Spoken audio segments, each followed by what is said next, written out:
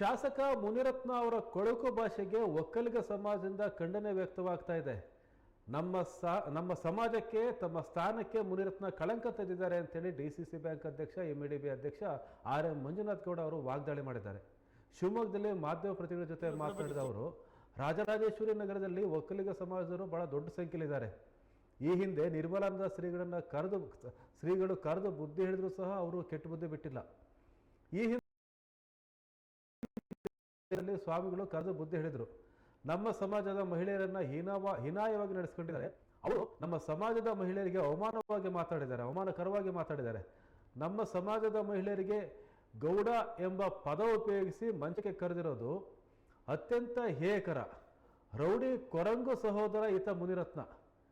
ಈತನ ಸಹೋದರನಾಗಿ ಇರತಕ್ಕಂಥ ಮುನಿರತ್ನ ಭಾಷೆಯಲ್ಲಿ ಮತ್ತೇನು ಬರುತ್ತೆ ಅಂತ ಮಂಜುನಾಥ್ ಗೌಡರು ಕುಟುಕಿದ್ದಾರೆ.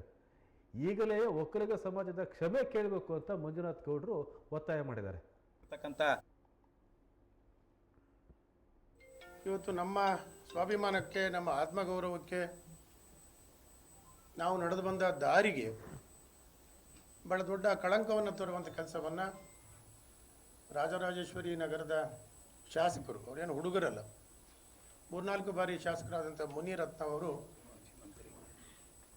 ಮಾಜಿ ಸಚಿವರು ಕೂಡ ಹೌದು, ಮಾನ್ಯ ಬೊಮ್ಮಾಯಿ ಅವರ ಸರ್ಕಾರದಲ್ಲಿ ಸಚಿವರಾಗಿ ಕೂಡ ಕೆಲಸ ಮಾಡಿದಂಥವ್ರು.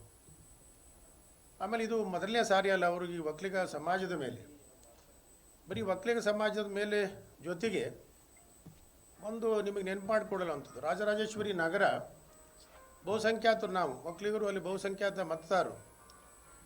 ಮುನಿರತ್ನ ಅವರಿಗೆ ಬೆಂಬಲ ಕೊಟ್ಟಂಥವ್ರು ಕೂಡ ನಮ್ಮವರು. ಹಾಗೆ ದಲಿತ ಸಮಾಜವನ್ನು ಕೂಡ ಇವೆರಡು ಸಮಾಜಗಳನ್ನು ಅತ್ಯಂತ ಹೇಯವಾಗಿ ಮತ್ತು ಅತ್ಯಂತ ಕೆಟ್ಟದಾಗಿ ಮಾತನಾಡೋದ್ರ ಮೂಲಕ ನನಗೆ ಅದದ್ದು ಅವರ ಸಂಸ್ಕೃತಿ ಕೂಡ ಇರ್ಬೋದೇನೋ ಅಂಥೇಳಿ ಅಂತ. ಇದು ಈ ಹಿಂದೆ ನಮ್ಮ ಆದಿಚುಂಚನಗಿರಿ ಪೀಠದ ಈಗಿನ ಪೀಠಾಧ್ಯಕ್ಷರಾದಂಥ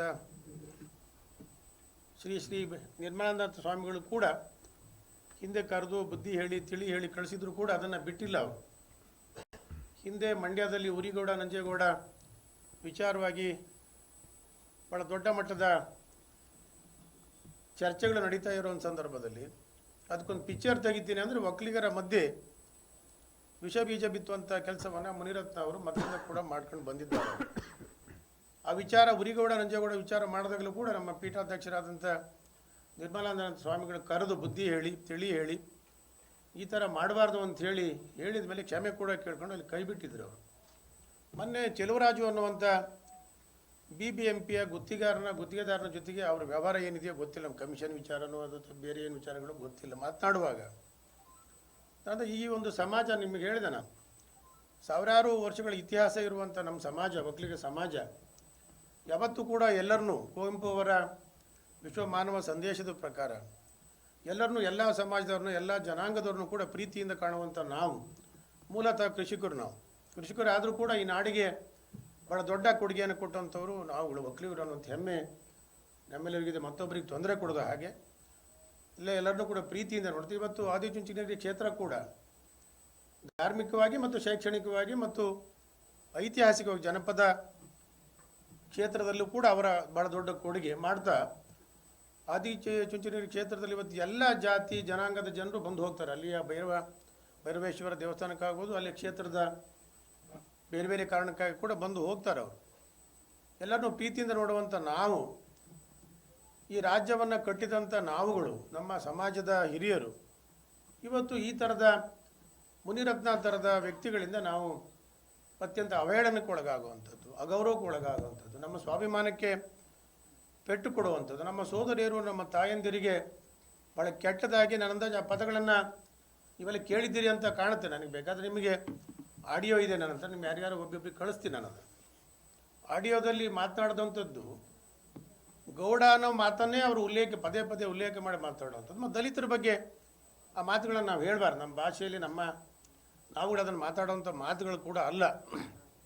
ಕೆಟ್ಟದಾಗಿ ಹೆಣ್ಣನ್ನು, ತಾಯಿ ಮತ್ತು ಹೆಂಡತಿಯನ್ನು ತನ್ನ ಮಂಚಕ್ಕೆ ಕರೆಯುವಂಥ ಕೆಲಸವನ್ನು ಭಾಳ ಹೇಗೆ ರೀತಿಯಲ್ಲಿ ಅತ್ಯಂತ ಅಗೌರವಯುತವಾಗಿ ಮಾಡ್ತಾನೆ ಅಂತ ಹೇಳಿದರೆ, ಬರೀ ನಮ್ಮ ಒಕ್ಕಲಿಗ ಸಮಾಜದ ಎಲ್ರಿಗೂ ಕೂಡ, ಯಾಕೆಂದರೆ ನಿಮ್ಗೆ ಹೇಳಿದೆ ಮೂಲತಃ ಕೆಂಪೇಗೌಡ ಕಟ್ಟಿದಂಥ ಬೆಂಗಳೂರು ಈ ನಾಡ ಪ್ರಭು ಅಂತಲೇ ಏನು ಎಲ್ಲ ಪ್ರೀತಿಯಿಂದ ಎಲ್ಲ ಜನಾಂಗದವರು ಸಮಸ್ತರು ಕರೀತಾರೆ.